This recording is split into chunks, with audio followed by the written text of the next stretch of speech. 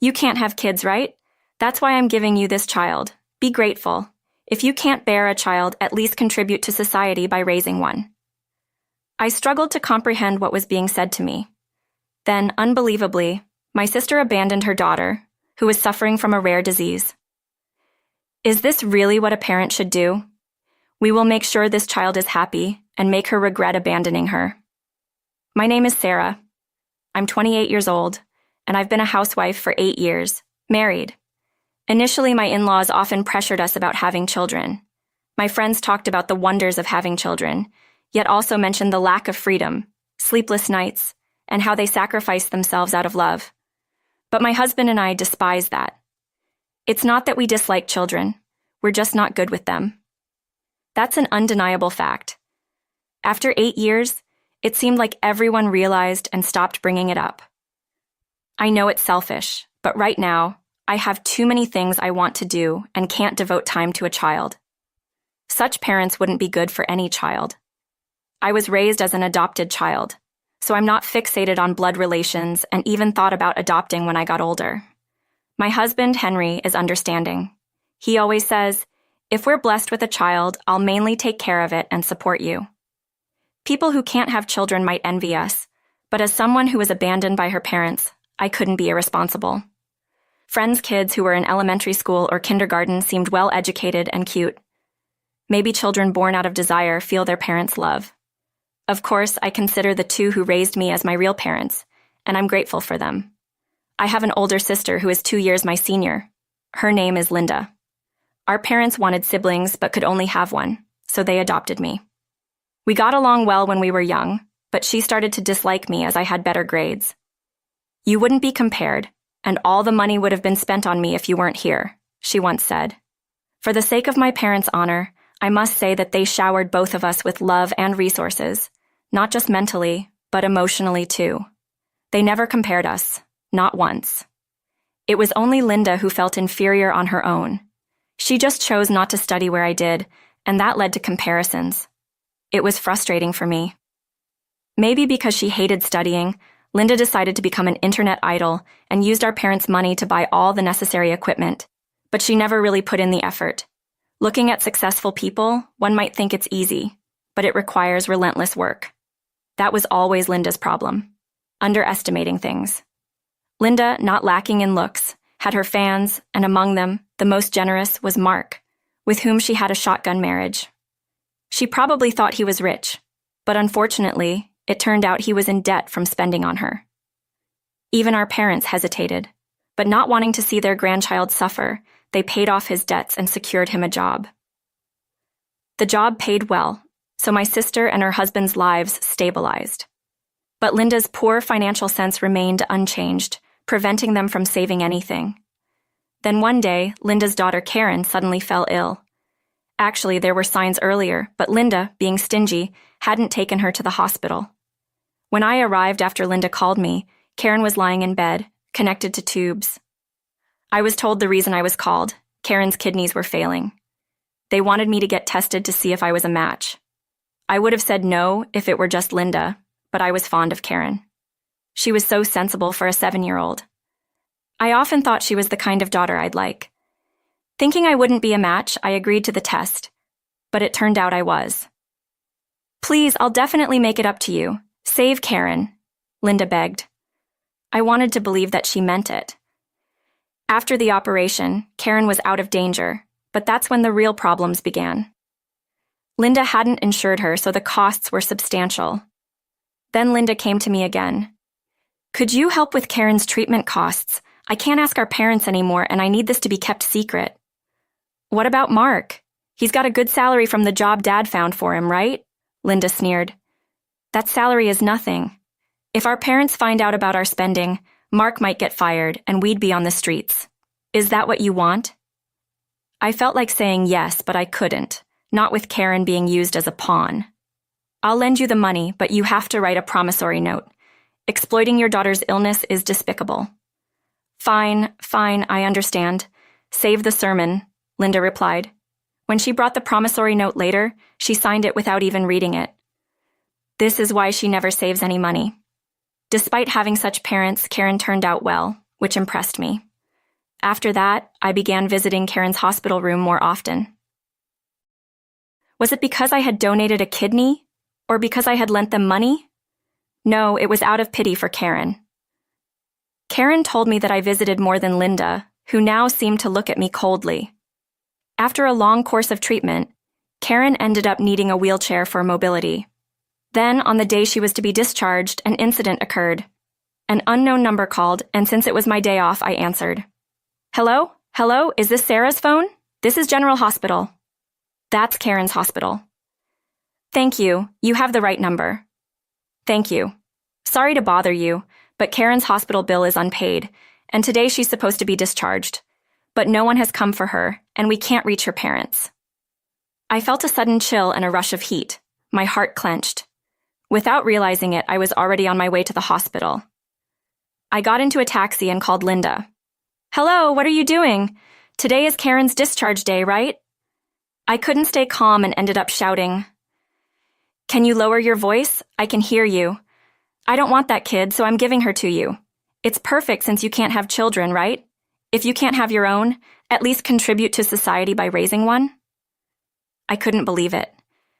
You're the worst, just like my birth parents. You don't deserve to be a parent. And what about the hospital bills? I could hear her laughter over the phone. Sorry, I spent it. It's hard to resist when you suddenly get a lot of money. I've been wanting to do something for a while. It's useless to tell Mark. He can't go against me. He married an idol like he wanted. He can't resist me. He's fine with getting rid of the child. Anyway, we can't pay, so if you don't take her, she might as well be gone, right? I don't remember, but maybe my birth parents were like this. I thought this was my battle of mourning, a revenge against the parents who abandoned me. More than anything, I couldn't stand to hand Karen over to Linda. Fine, I'll pay the hospital and surgery bills, and I'll take Karen as my child. Consider it a severance payment. Really? I was worried about how to repay the money I borrowed, but you'll pay that too? I've gained a total of $100,000, plus I can reset my life by getting rid of a daughter in a wheelchair. I should have another child and have them support me in the future. Linda's reason for having children was the worst. I didn't want to talk anymore. I hung up, apologized to the hospital repeatedly, completed the payment, and through lawyers, I arranged a private adoption for Karen to officially become our child. Karen became our child officially. I thought Henry would oppose it, but when I timidly told him afterwards, he said, "That's why I love you. I can't forgive Linda either. A family of 3 will surely be fun." And I ended up crying. I'm so grateful to have married such a wonderful person. And that's how Karen officially became our child. My parents probably thought it was best for Karen's rehabilitation and care to be with us. They even offered to help. Linda seemed a bit resentful, perhaps worried about our parents finding out about the money. She didn't dare come by. When I honestly told Karen, she was surprisingly calm for a 7-year-old. I thought so. Mom and Dad never visited me. Now, Sarah, you're my mom. Sorry if I'm not used to it yet. She accepted it, but I knew she had been silently crying in her bed. I used to think I had so many things I wanted to do, but now Karen has become my reason for living. Having been involved with her since birth, albeit indirectly, it didn't take time for me to develop affection. Seeing a young child struggling and crying during rehabilitation, even if she's not my biological child, I felt encouraged to support her. Karen was a real trooper, finding ways to do things despite her disability and always trying her hardest. I forgot about the money and supported her to the fullest. With the help of my parents, Karen grew rapidly. Thanks to rehabilitation, she gained some movement in her right leg. She still needed a wheelchair, but she was able to do more. When Karen turned 9, she said, "Mom, I want to be like this person." By then, Karen had gotten used to calling me Mom and Henry Dad, and she showed me a video. It was a video of a blind pianist. That's cool, but it must be hard, right? Don't you need a special sense for that too? Karen just opened the piano app on her tablet, then she casually played the piece from the video. I'm shocked. That's amazing. Did you practice a lot? Well, I just listened and remembered it. It's kind of like, I just got curious. I played a commercial jingle from TV and asked, "Can you play this?" After just hearing it once, she played it effortlessly.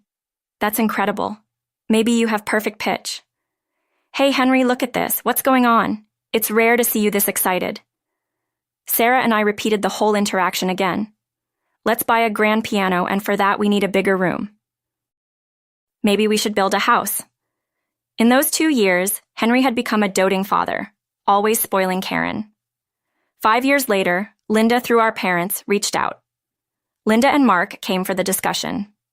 I left the kids with my parents and decided to talk in the living room of my childhood home with Henry. I didn't want them to know our current address. My parents were waiting in another room. So what do you want? You moved away and cut off all contact. And what's with that figure? I hardly recognize you. I've had some issues with my weight, but that's not important right now. I had heard from my parents that Linda was in the middle of divorce proceedings, apparently due to infidelity, and she had gained a lot of weight from overeating and drinking. Mark was there, seemingly coerced by Linda. He probably wanted to see his daughter one last time. He seemed disappointed not to see her there. Since then, they hadn't had any more children, and I thought it was poetic justice. I would lose faith in any god that would give such irresponsible people children again and again, but I am grateful that they gave me Karen. You're not asking for money again, are you? Please, I need treatment. I've developed diabetes from binge eating and drinking. I can't work, and the treatment is expensive. We may not be blood related, but we're still sisters, right? Help me. Linda apologized with gestures that seemed insincere. Then she first returned the $50,000. Linda looked confused. You didn't read the promissory note, did you? I guess you don't have it anymore. That money is a settled issue, isn't it? It's insincere to bring it up now. She had no right to say that. I was irritated but decided to enlighten her. I only waived the money. I paid for your hospitalization. I never said anything about waiving the loan. You misunderstood, and since we couldn't find you, we gave up. Remember, I said I'd take the hospital and surgery expenses as severance. You haven't repaid the money you embezzled, but now I can claim it. What? I came here because I have no money, and now you're going to bill me? Linda said defiantly. Then suddenly, the door of the next room swung open. There stood Karen, dignified, even with her disability. Her face had taken all the good features from Linda, making her an extraordinary beauty. Is that Karen? You've grown. Look, you can tell, right? She's grown up to be so much like me. Who are you? Karen's disdainful look was as if she were staring at trash. What kind of language is that? Have you been raised properly, calling your mom you? Mom is right here, and Dad is next to her. Karen pointed at me and Henry. I felt tears welling up. I had become a doting parent too. I never thought I'd cry over my child. Besides, you have a $50,000 debt and are getting divorced. How are you going to raise Karen, who still needs a wheelchair? Mark can take care of it. Of course he can't. Defy me? Seriously, is she an idiot? She was already defying him by going through divorce proceedings. Then Mark stood up. Enough is enough. I'm fed up. I can't stand it anymore. Sarah, I'm sorry for everything. I promise to pay off the debt. I'll take over the compensation money for you and start over. The debt is only being shouldered temporarily. I don't want to trouble Karen anymore. Even if I'm a failed father, I must take responsibility. I heard from friends that you've been bad-mouthing me behind my back. Now you have 0 fans. What? You're betraying me too? Linda tried to act tough, but it seemed to hit her hard. Her face turned bright red. Mark turned to us and said he would contact us later, then left. I didn't sympathize with Mark, but I hoped he wouldn't be brainwashed again. By the way, Dad and Mom know about your current debt. They told me not to come out today. They didn't want to see their own daughter's downfall and wanted to protect my son. What? I thought you couldn't have kids. She had misunderstood. Not wanting kids and being unable to have them are entirely different. We just chose not to.